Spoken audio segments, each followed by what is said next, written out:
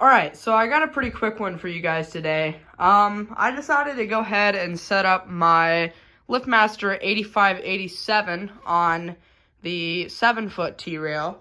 So, this thing does run pretty good in here.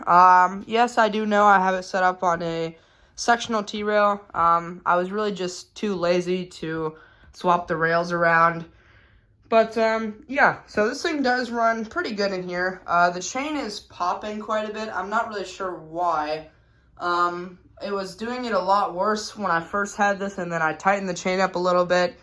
And it seems like it's not doing it as much now, but it still kind of is. I don't want to put the chain any tighter than it is right now, because it's already slightly tighter than I would usually want it. But anyway, other than that, it does run pretty good. The only reason why it's slanted, I believe, is just because the ladder is kind of messed up. Also, there's a little sticker remnants on the back there, unfortunately. But, this thing does run pretty good. So, I just have the 885 programmed. We'll go ahead and run it with this, and here we go.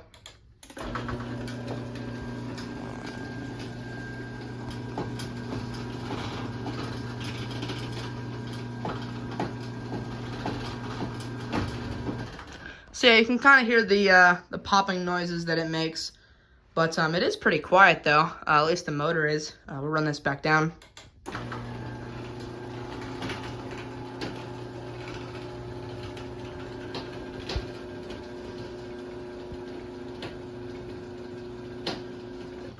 So yeah, you can kind of get an idea of the speed. Later in the video, I will switch this to the slow sprocket, and you'll see how that runs as well. I've actually never had this opener on the slow sprocket before, so I'm kind of curious to see how it runs.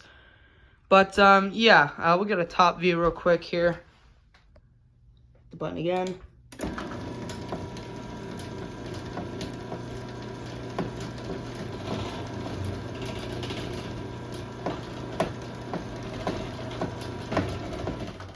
So yeah, I do really like this opener. This one has around, I think it's close to around 16,000 cycles. This one was made March 14th of 2018, so it's a little bit over 6 years old. 8587 WL. We'll go ahead and give it a quick sensor check here. Sensors on it do work.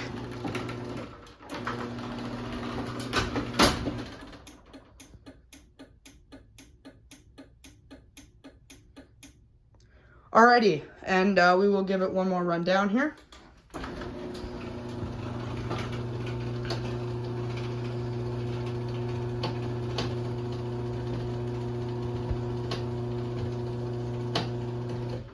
Alrighty, and I'm going to go ahead and swap this to the slow sprocket, and we'll see you when I do that.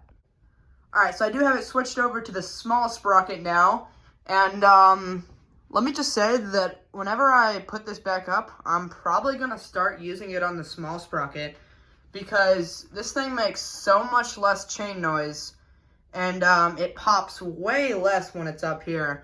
Granted, the motor is a lot slower. It does run a lot slower because, obviously the sprocket's smaller. But, this thing does run good. I probably could tighten my chain up a little bit now. Now it's kind of loose, but I'm going to just leave it where it is. But let's go ahead and give it a run, and we'll get you an idea of the speed difference here.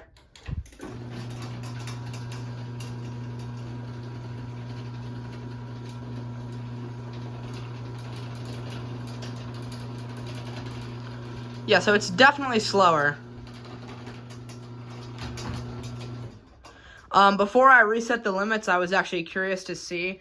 I used the limits from where it was on the big sprocket, and it stopped around right here, I believe. So yeah, obviously, much difference. We'll go ahead and run that back down, and then that'll be it.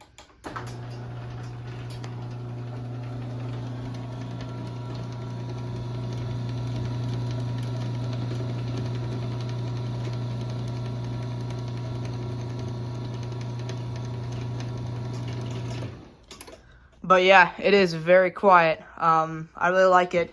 The only reason why I would put it back on the big sprocket is just for speed. When I put it back on my door, I probably will use the big sprocket just because I don't know if I want it running that slow. But whenever I have it set up in here, I'm definitely keeping it on the small sprocket. But yeah, so there you go. That's pretty much it. Thank you guys so much for watching. Comment, like, and subscribe, and I'll see you in the next one. Peace.